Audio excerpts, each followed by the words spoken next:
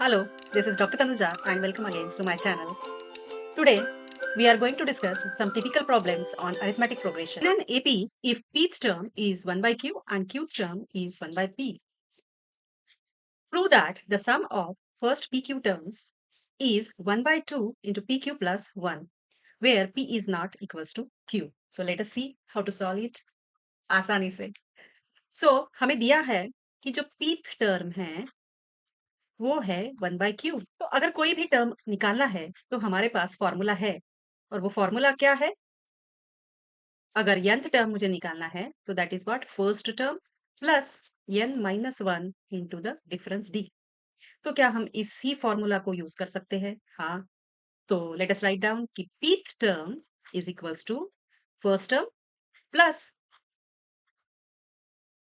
p minus one into D, क्योंकि pth term है। तो जैसे यहाँ पे n है वैसे यहाँ पे p है and this is equals to 1 by q. Now, next, and qth term is 1 by p. So, therefore, I can write down the qth term, first term, plus q minus 1 into d is equals to 1 by p. So, prove that the sum of first pq terms, मतलब हम summation कहाँ तक करने जा रहे हैं? First pq term तक. ठीक है, तो नंबर ऑफ टर्म्स क्या है? कि मतलब n क्या है यहाँ पे? p q है। यहाँ तक हम सारी टर्म्स की समेशन करेंगे और वो समेशन कि क्या आना चाहिए? 1 by two P Q plus one, जबकि यहाँ पे p is not equals to q। So summation का फॉर्मूला क्या समेशन आना चाहिए? समेशन का फॉर्मूला लिखते हैं। क्या है समेशन का formula? n by two twice a plus n minus one into D. ये हमारा समेशन का फॉर्मूला है। तो अब मुझे मेरा टास्क क्या है? सबसे पहले, ठीक है, मैं कंसिडर कर रही हूँ कि मेरे पास एक एपी है, एक अरिथमेटिक प्रोग्रेशन है। उसके जो पीथ टर्म है वो 1 बाय क्यू है और उसी एपी में क्यूथ टर्म जो है वो 1 बाय पी है। और इसी एपी में अगर पी क्यू टर्म तक मैं एडिशन करती हूँ तो मुझे समेशन जो है वो इतना मिलना चाहिए। ठीक है? तो मतलब एक ही सेम एपी है, तो इसीलिए सेम एपी है तो फर्स्ट टर्म और डिफरेंस भी सेम रहेगा। तो अगर मुझे यहाँ पर ए और डी पता चल जाता है, तो शायद मैं इस इक्वेशन तक आ पाऊँगी। लेकिन ये ए और डी को हम कैसे निकालेंगे? तो हमें ये 2 इक्वेशन किस लिए दिए हैं? इन 2 इक्वेशन से हम ए और डी को निकाल सकते हैं। तो लेट अस फाइंड आउट कि एपी माइनस एक्यू करते हैं, ठीक है? तो हम एपी माइनस एक्यू अगर करते हैं, तो क्या हो जाएगा? यहीं पर देखते हैं, ठीक है? सो यहीं पे यहाँ पे लिखती हूँ मैं, A plus P minus one D equal to 1 by Q minus A plus Q minus one into D equal to 1 by P. अब इनका हम माइनस करेंगे तो ये दो टर्म कैंसिल हो जाएगी और p minus one into D minus Q minus one into D equal to 1 by Q minus 1 by P. अब इसको रिजोल्व करते हैं डी को बाहर लेकर, p minus one minus Q plus one equal to यहाँ पे क्या आएगा? p minus Q q into p। Now this minus one plus one will get cancel, तो d इज इक्वल्स टू क्या आ जाएगा? अगर हम इस p माइनस क्यू को भी राइट साइड में लेकर जाते हैं तो ये यहाँ पे डिवीजन में आ जाएगा। तो p माइनस क्यू डिनोमिनेटर में भी है और न्यूमरेटर में भी है, तो वो कैंसिल हो जाएंगे और d इक्वल्स टू क्या आ जाएगा? 1 बाय पी क्यू। तो अगर मुझे अब d मिल गया तो अब मुझे a निकालना है। तो a निकालने के लिए अगर मैं किसी भी इक्वेशन में इसको पुट कर देती हूँ, for example a plus P minus one into D equal to 1 by Q. तो a equal to 1 by Q.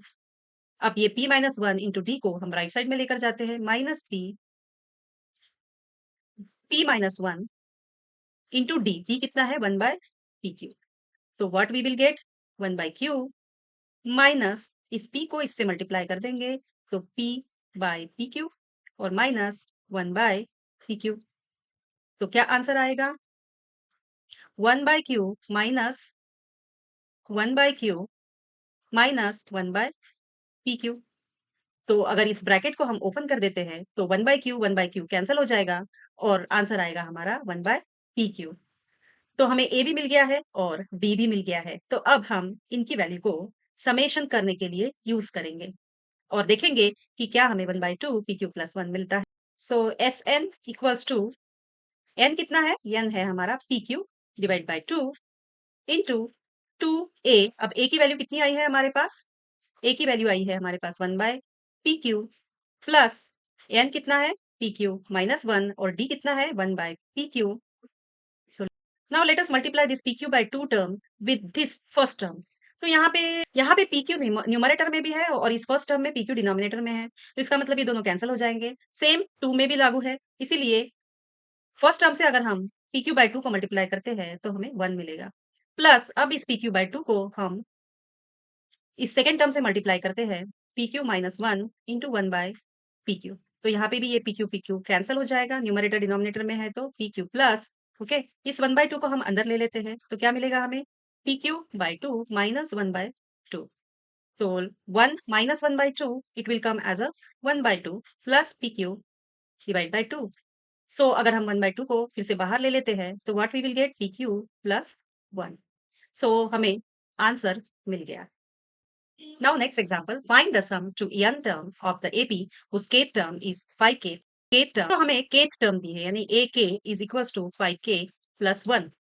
सो हमें पूछा है कि समेशन निकालो कहाँ तक? n टर्म तक AP की अरिथमेटिक प्रोग्रेशन में कि अरिथमेटिक प्रोग्रेशन की हमें समेशन निकालनी है n टर्म तक।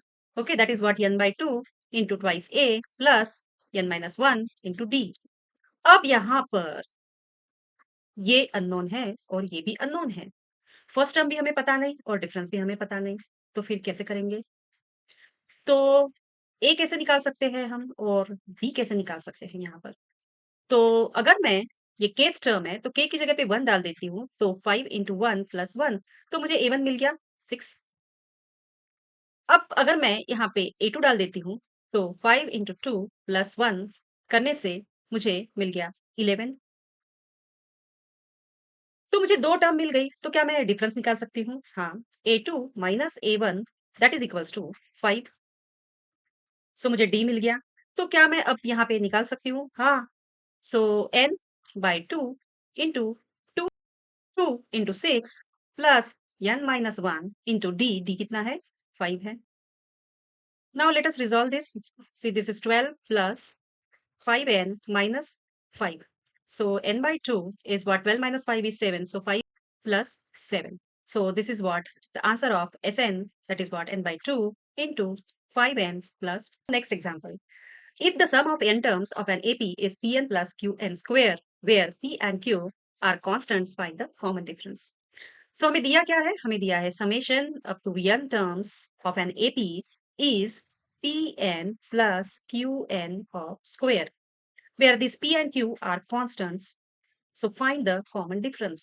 This we have to find out. अब ये जो है ये constants है. Okay. So let us use this formula. So we know the formula for summation is n by 2 into twice a plus n-1 into d। अगर हमें common difference निकालना है तो क्या मैं अगर इसको यूज करती हूँ तो मुझे मिलेगा क्या? नहीं, मुझे डायरेक्ट नहीं मिलेगा क्योंकि यहाँ पे ए अननोन है और यहाँ पे P and Q R the other constants. ठीक है, तो सिर्फ तो हमें यहाँ पर पी क्यू भी अननोन है, वो तो कॉन्स्टेंट्स है, वो तो चेंज नहीं होंगे। बट यहाँ पे number of constants are more. एक अकेला डी नहीं है कि जो अननोन है, फर्स्ट टर्म ए भी अननोन है। तो ऐसे केस में मैं इनको इक्वल करके आंसर को नहीं निकाल सकती। तो फिर हम किस तरीके से डिफरेंस को निकाल सकते हैं? तो हम अरिथमेटिक प्रोग्रेशन में अगर मुझे A1, A2, A3 up to the an term, this is what my arithmetic progression. तो अगर मैं A2 माइनस A1 करती हूँ तो मुझे डिफरेंस मिलेगा, ये हम पहले भी देख चुके हैं।